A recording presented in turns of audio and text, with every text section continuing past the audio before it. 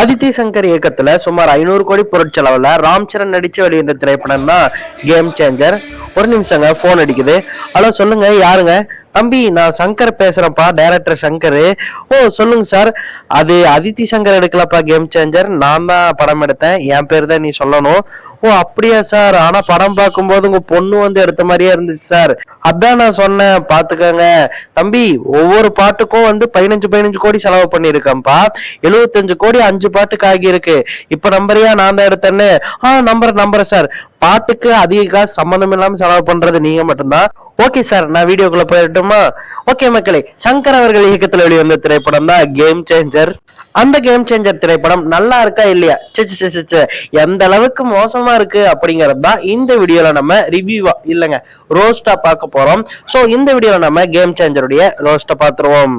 ஊழல் நிறைஞ்ச அரசியல்வாதிக்கும் நேர்மையான ஐஏஎஸ் அதிகாரிக்கும் இடையே நடக்கக்கூடிய ஒரு போராட்டம் தான் இந்த கதை.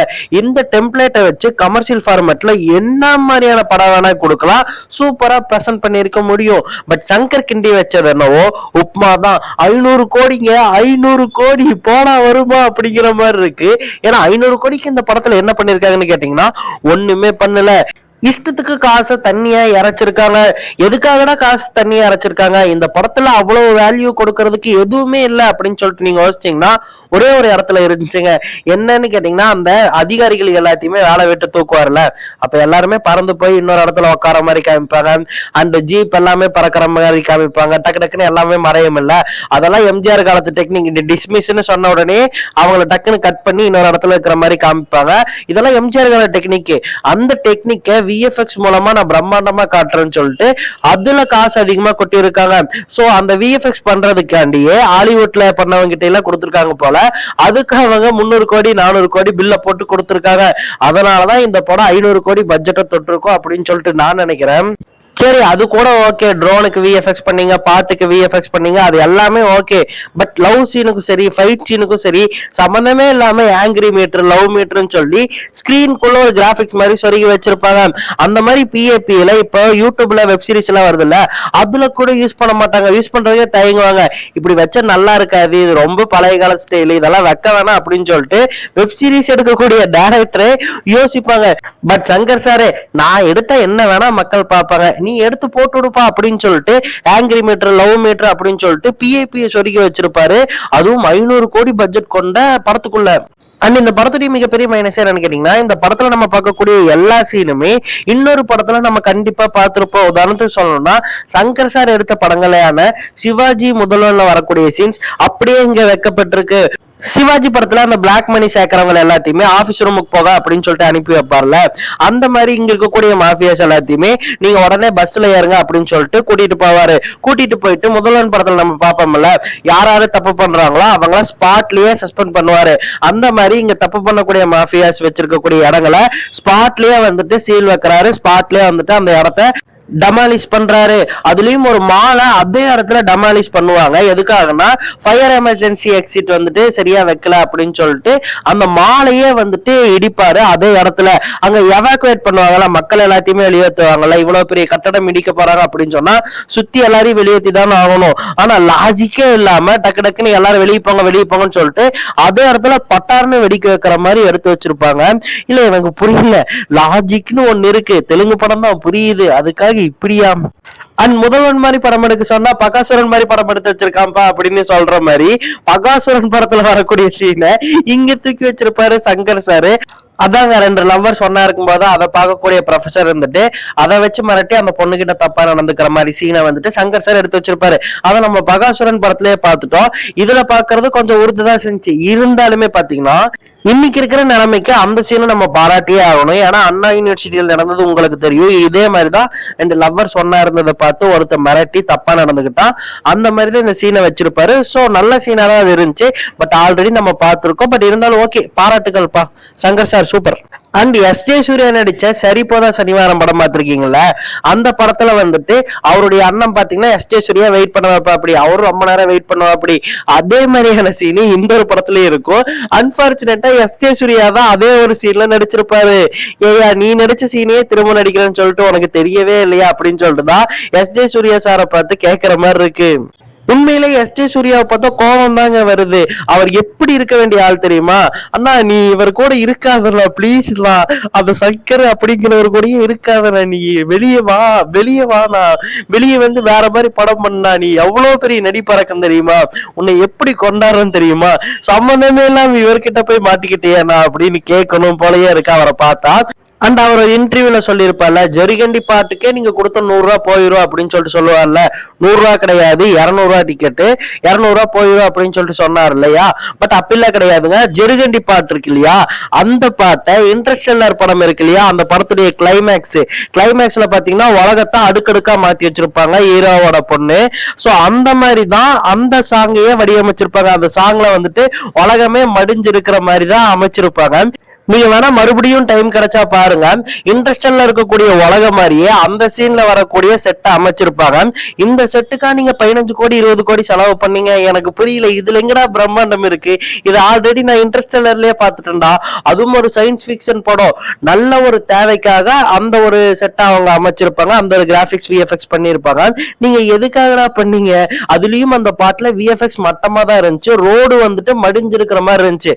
சங்கர் சார் சொல்லுங்க, இன்ட்ரெஸ்டல்லர் பார்த்து காப்பி அடிச்சீங்க, உண்மையை ஒத்துக்கோங்க, கண்டுபிடிச்சாச்சு. அது மட்டும் இல்லாம மங்களவாரம் அப்படின்னு சொல்லிட்டு ஒரு படத்துல பயல் ராஜ்புத் அவங்களுக்கு மூடானா வந்துட்டு ரப்பர் பேண்டை வச்சு கையில அடிச்சுப்பாங்கல்ல, அந்த மாதிரி இங்க கோபம் வந்தா ராம் சரண் கையில ரப்பர் பேண்டை வச்சு அடிச்சுக்கிறா. அப்படி ஆக்சுவலி இதை நாங்க ஆல்ரெடி அந்த தெலுங்கு படத்துல பார்த்துட்டோம், நீ ஏன் திரும்ப பண்ற? சங்கர் சார் ஏதோ படம் பார்த்தீங்க, இன்ட்ரெஸ்டல்லர் படம் பார்த்தீங்க, ஓகேன்னு வரலாம், அதுக்காக மங்களவாரம் மாதிரி இருக்கக்கூடிய படங்களையும் பார்க்கணுமா நீங்க? அண்ட் இன்னொரு இடத்துல தேவையில்லாத பணத்தை கொட்டி இருக்காங்க. அது வந்து மோகா பாட்டை அதிகமா யூஸ் பண்ணிருக்காங்க. மோகா பாட்டு உங்க எல்லாருக்குமே தெரியும். விக்ரம் படத்துல லோகேஷ் கனகராஜ் இன்டர்வல் ஃபைட் சீனுக்காக மோகா பாட்டு யூஸ் பண்ணிருப்பா. அப்படி அங்க எவ்வளவு ஃபேண்டாஸ்டிக்கா யூஸ் பண்ணிருப்பாங்க ஒரு ஃபைட் சீனுக்காக. பட் இந்தியன் டூலயே வந்துட்டு சங்கர் சார் வந்துட்டு தேவையில்லாத ஒரு மாஸ் சீனுக்கு மோகா பாட்டை யூஸ் பண்ணிருப்பாரு. எங்கேயுமே நடந்து வரக்கூடிய ஒரு தேவையில்லாத மாஸ் சீனுக்கு மறுபடியும் மோகா பாட்டை யூஸ் பண்ணி வச்சிருப்பாரு. எதுக்காக? ஏன் அண்ட் இந்த படத்துல வரக்கூடிய ஓப்பனிங் சாங்ல கிட்டத்தட்ட 1000 டான்சர்கள் யூஸ் பண்ணிருப்பாங்க. 1000 டான்சர்களும் ஒழுங்கா யூஸ் பண்ணாங்களா, ஒழுங்கா டான்ஸ் கொடுத்தாங்களா அப்படின்னு கேட்டா சுத்தமா நல்லா இல்ல, கேவலமா இருந்துச்சு. இதை விட சூப்பரா ஒரு படத்துல பண்ணிருப்பாங்க. அதுதான் கேஜிஎஃப் நடிச்ச மாஸ்டர் பீஸ் அப்படிங்கிற படம். அந்த படத்துல 1000 பேர் டான்ஸ் ஆடுற மாதிரி ஒரு சாங்கை பிளேஸ் பண்ணிருப்பாங்க. அந்த சாங் தாங்க உண்மையில பிரம்மாண்டமா இருக்கும். டான்ஸை வந்து கரெக்டா யூஸ் பண்ணிருப்பாங்க, டான்சர்ஸையும் கரெக்டா யூஸ் பண்ணிருப்பாங்க.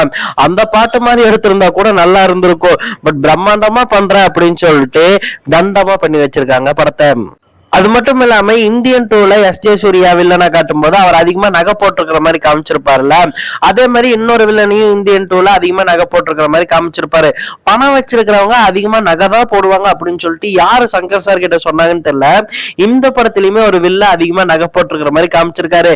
அதே மாதிரி இந்தியன் டூல ஒருத்தன் தொப்புல ஆம விட்டு விளையாடுவார்ல, அதே மாதிரியான ஃபெட்டிஸையே இதே படத்துல வச்சிருக்காரு. இந்த படத்துல தொப்புல போனை வச்சு ஒருத்தன் பேசிட்டு இருக்கான்.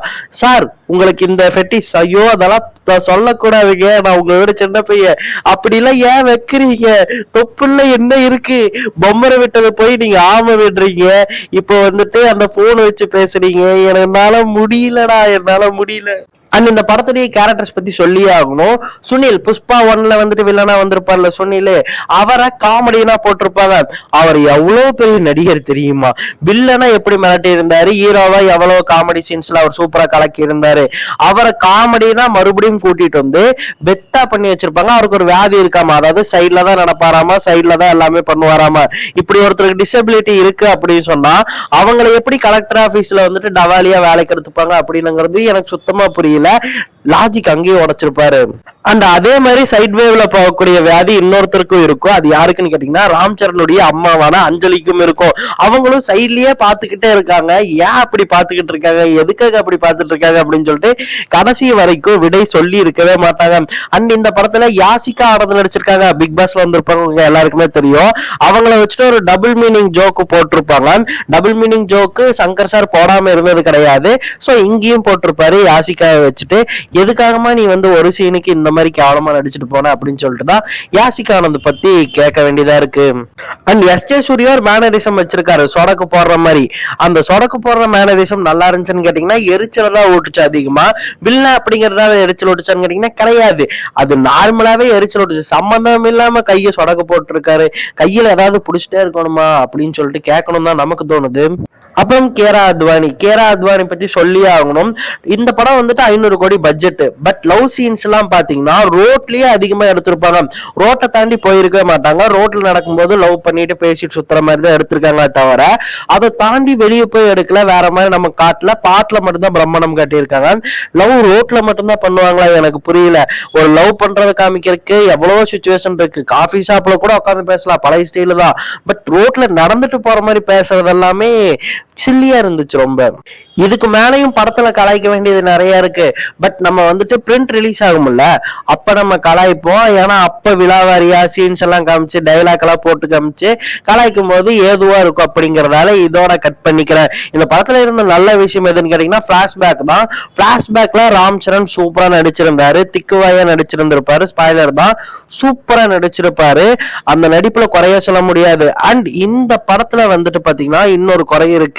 அது என்ன அப்படின்னு கேட்டீங்கன்னா இந்த படத்துல ஃபைட் சீன் வைக்கிறதுக்கு எக்கச்சக்கமான இடங்கள் இருந்துச்சு. எந்த இடத்துல வேணா ஃபைட் சீன் வச்சிருக்கலாம். ஏன்னா இது ஒரு கமர்ஷியல் படம்னு சொல்லிட்டீங்க, 5 பாட்டும் வச்சுட்டீங்க. அதை தாண்டி நீங்க வந்துட்டு ஃபைட் சீன்ஸ் வச்சிருந்தீங்கன்னா இன்னும் என்டர்டைன்மெண்டா இருந்திருக்கும் ஆடியன்ஸுக்கு. பட் ஃபைட் சீன்ஸே இந்த படத்துல கட்டையவே கிடையாது. ஒரு 30 நிமிஷத்துக்கு ஒரு தடவை தான் ஃபைட் சீன் வருது. பொதுவா கமர்ஷியல் படத்துல ஒரு 20 நிமிஷத்துக்குள்ள உள்ள ஒரு ஃபைட் சீன் வந்தாதான் வந்துட்டு நல்லாவே இருக்கும். 30-35 நிமிஷம் கழிச்சு ஒரு ஃபைட் சீன் வரும்போது அது பார்க்க நல்லாவே இல்லை. அவங்க மைண்ட் கேம்ஸும் நல்லா விளையாடல. அப்ப நீங்க ஃபைட் சீன்ஸ் வச்சிருந்தா ரொம்ப நல்லா இருந்திருக்கும். அண்ட் இந்த படம் பார்க்கும்போது எனக்கு பின்னாடி ஒண்ணு தோணிக்கிட்டே இருந்துச்சு. அது என்னன்னு கேட்டீங்கன்னா ராம் சரண் நடிச்சிருந்தாரு, ஓகே சூப்பரா பண்ணியிருந்தாரு. பட் ராம் சரணுக்கு பதிலா என்னுடைய கண்ணுக்கு அடிக்கடி தளபதி விஜய் பண்ணிட்டு போயிட்டு இருந்தாரு. இந்த படம் ஒரு மொக்கையான படம், ஒரு அபோவ் ஆவரேஜ் படம் அப்படின்னு தான் சொல்லணும். ஆனா இந்த படத்துல ஒருவேளை விஜய் நடிச்சு கார்த்திக் சுப்ராஜ் வந்துட்டு இதுக்கு ஸ்கிரீன் பிளே பண்ணியிருக்காரு இல்லையா, அவரே வந்து டைரக்ட் பண்ணியிருந்தாருன்னு வச்சுக்கோங்களேன், இந்த படம் உண்மையில வேற லெவலா இருந்திருக்குங்க. ஏன்னா கார்த்திக் சுப்ராஜ் டைரக்ட் பண்ணும்போது ஃபைட் சீன்ஸ் அதிகமா வச்சிருப்பாரு. அண்ட் கதையுமே சூப்பரா பண்ணியிருப்பாரு. அண்ட் ரியல் லைஃப் ஈவெண்ட்ஸை வச்சுட்டு எதிர்கட்சிகளை கலாய்க்கிற மாதிரியும் கண்டிப்பா விஜய் இருக்கும்போது டைலாக்ஸை வச்சிருந்திருப்பாரு. சோ விஜய் நடிச்சிருந்திருந்தா இந்த படம் உண்மையிலே நல்லா இருந்திருக்கும். ராமச்சந்திர பத்தி பேசிட்டோம், எவ்வளவு மொக்கையா இருக்குன்னு சொல்லிட்டு பேசிட்டோம். இந்த வீடியோ பத்தி நீங்க என்ன நினைக்கிறீங்க அப்படிங்கறத மறக்காம கமெண்ட்ல சொல்லிட்டு போங்க.